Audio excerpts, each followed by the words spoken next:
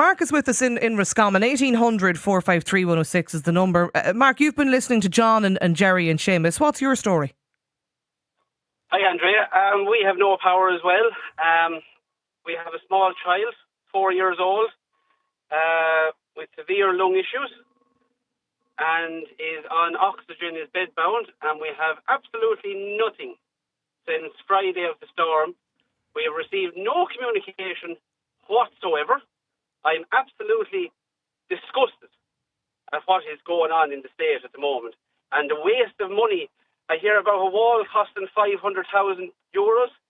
We haven't got the basics in this country to keep going when there's a storm or anything or no forward thinking at all.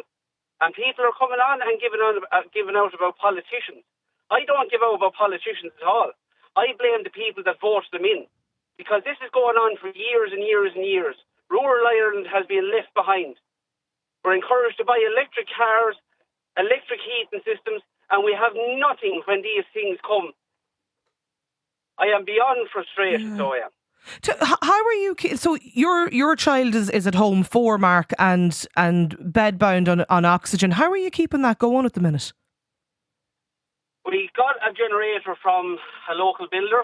Luckily enough, a few years back, I actually took the decision to get an electrician in so that we could wire the house. But we had a generator and it packed in during the last time it went, which was only 2 months ago. We were only out for 2 days. It wasn't too bad. And one thing and another, because we have such a strain on our house for electricity, the generator packed in. It was a very expensive piece of equipment. I didn't go for something cheap and cheerful.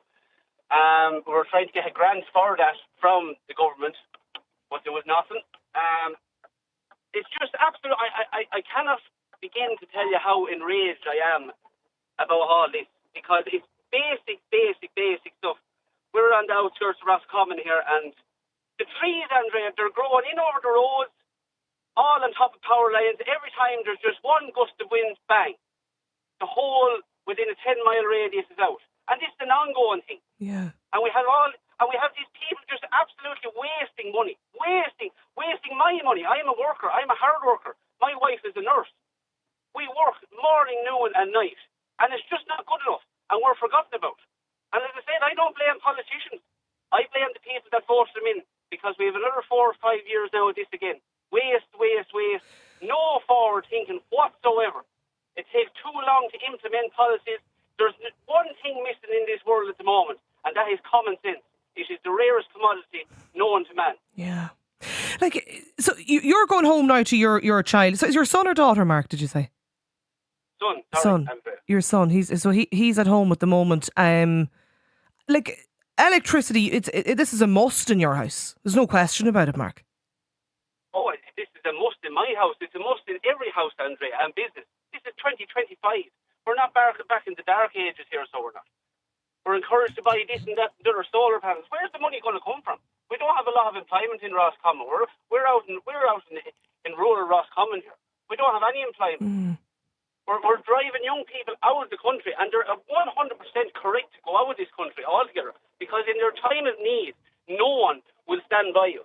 Absolutely no one for the taxpayers of this country. The waste of money is incredible. And out of curiosity, Mark, when what do you do? I don't know, what do you do in a situation like this? If you couldn't get that generator or get one that was working when you needed it since the early hours of last Friday morning, are you supposed to bring your son to the nearest hospital? What are you supposed to do?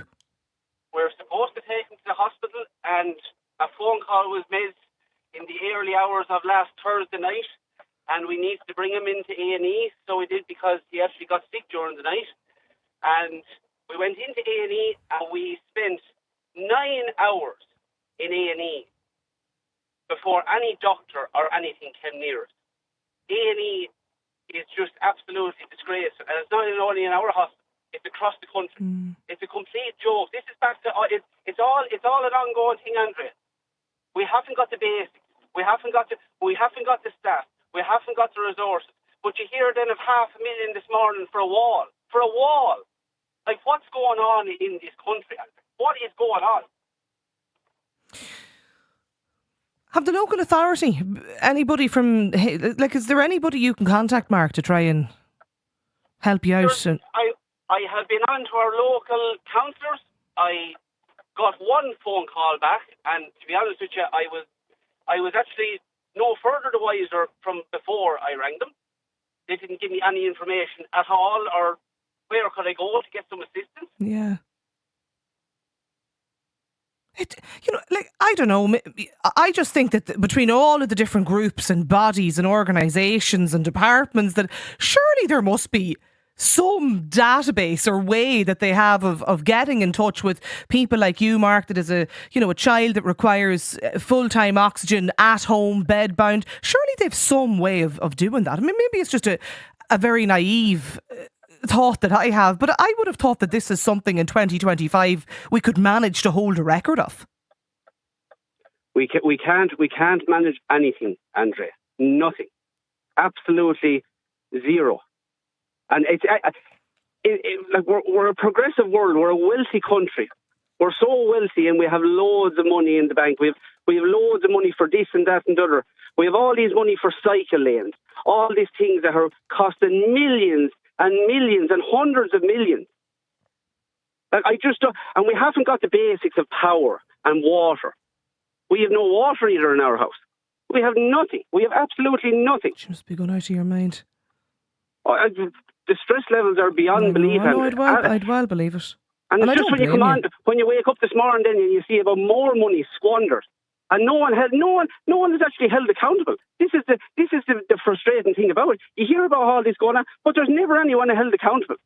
The public service is just a joke. If that was the private sector, or if I done something work, or you done something work, you'd be held accountable for it. You'd lose your job. It's as simple as that. And you wouldn't just lose your job, you'd be kicked out. These people, they have no accountability, and then they go and get their big pay packets again, and all these benefits on top of it. Frustration is not the word under my